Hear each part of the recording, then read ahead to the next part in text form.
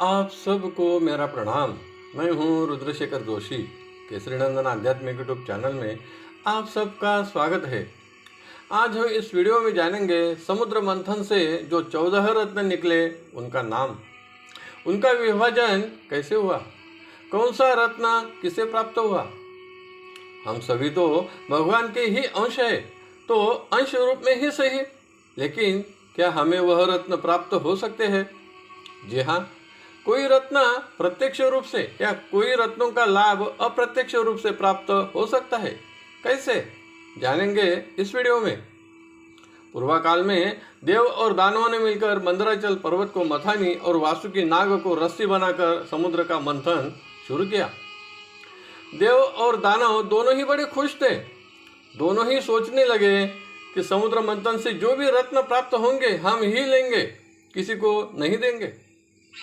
लेकिन सबसे पहले निकला कालकूट या हलाहल नाम का विष। वह इतना विषैला था कि उसे देखते से ही दोनों भागने लगे। दानव शुक्राचार्य की शरण में चले गए। उन्होंने कहा, जब तक इसका निर्णय नहीं होता तुम सभी यही ठहरो। देव भगवान विष्णु जी के पास गए। उन्होंने कहा, सृष्टि में जो भी वस्तु पदार्थ जीव निर्माण होता है उसका लय करने का, नष्ट करने का कार्य भगवान शिव जी ही करते हैं, इसलिए हम सभी उनकी शरण में चले। सभी देव भगवान शिव जी के पास गए और प्रार्थना की, हे भगवान, इस विष को किसी भी तरह से नष्ट करो, नहीं तो यह सृष्टि का भी विनाश कर सकता है। भगवान शिव जी ने देवों की बात मान ली और उसे प्राशन कर लिया, जिससे उनका कंठ नीला हो गया। इसलिए शिव जी का एक नाम नीलकंठ ऐसा है। जब भगवान शिव जी ने विष ग्रहण किया तो कुछ बूंदे पृथ्वी पर गिरी, जिसे बिच्छू, सर्प और कुछ वनस्पतियों ने ग्रहण किया, जिससे वह विषैले हो गए। दूसरे स्थान पर कामधेनु निकली। उसके साथ काले, पीले, भूरे, लाल रंग की सैकड़ों गौवें निकली। तब सभी ऋषि मुनियों ने कहा, यज्ञ करने के लिए जो सामग्री प्राप्त होती है वह इससे प्राप्त होगी, इसलिए यह हमें दे दो। देव और दानव दोनों के सम्मति से कामधेनु सुरभि गाय ऋषियों को दे दी।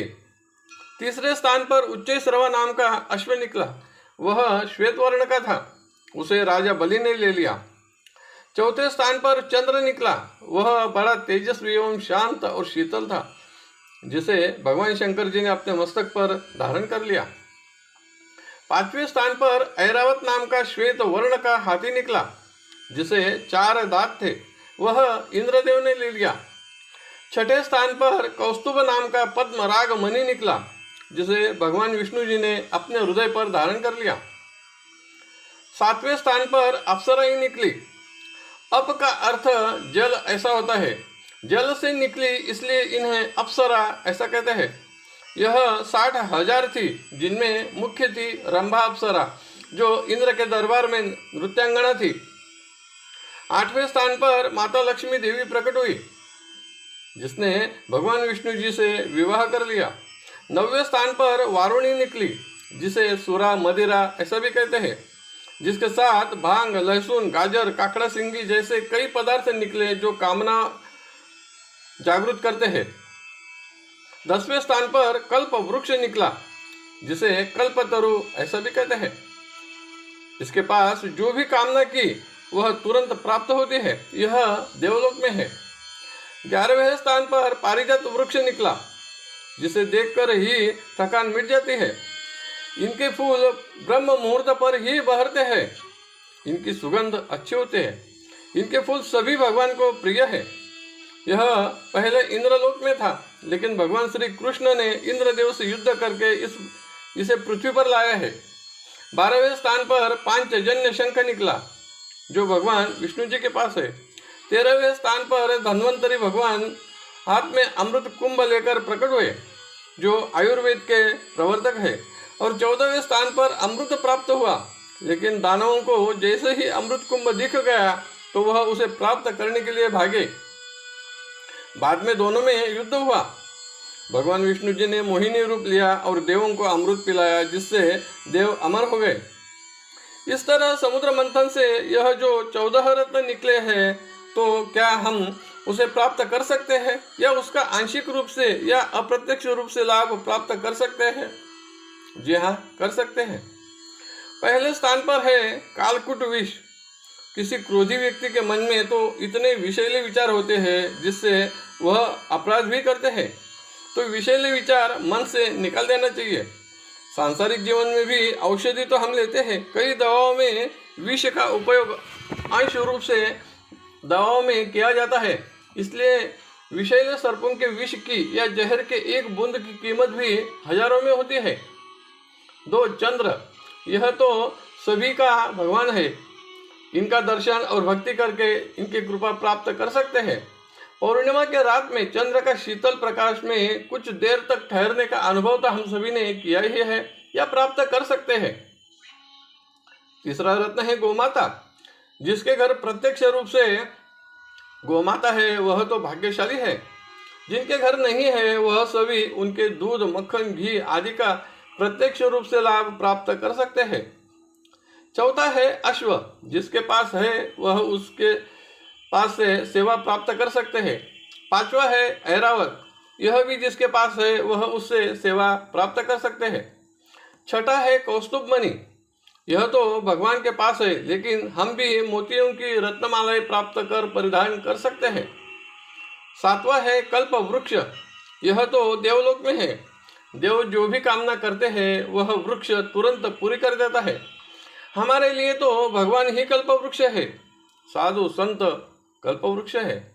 जो भी कामना हम करते हैं या उनसे कहते हैं वह पूरी कर देते हैं या पूरी करने में सहायक होते हैं, जिसे हम कृपा ऐसा भी कहते हैं। 8वीं है माता लक्ष्मी जी। इनकी कृपा को हम प्राप्त कर सकते हैं।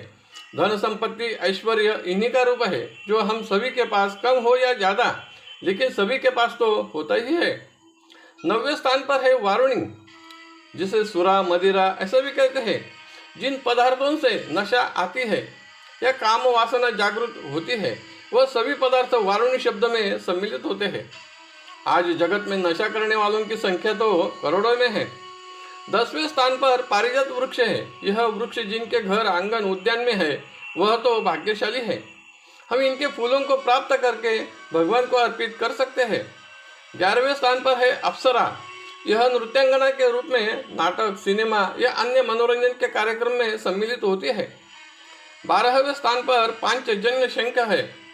हमारे सभी के घर देव पूजन में शंख होता ही है, उसका पूजन तो हम करते ही है।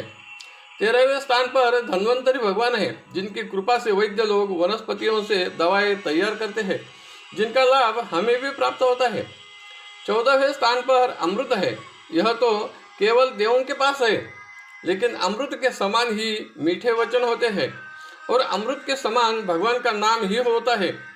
संत श्रेष्ठ श्री तुकाराम महाराज ने भगवान का नाम तो अमृत से भी बढ़कर है ऐसा ही कहा है। यही है भगवान के नाम की श्रेष्ठता। और मानवीय जीवन की श्रेष्ठता यह है कि हम सभी इन 14 रत्नों का आंशिक रूप से, प्रत्यक्ष या अप्रत्यक्ष रूप से लाभ तो प्राप्त कर ही सकते हैं। यह जानकारी भागवत ग्रंथ स्कंद 8 से अध्याय 6 से 10 तक में वर्णित है और स्कंद पुराण केदारखंड अध्याय 9-10 में वर्णित है, जो संक्षिप्त रूप में इस वीडियो में प्रस्तुत किया है।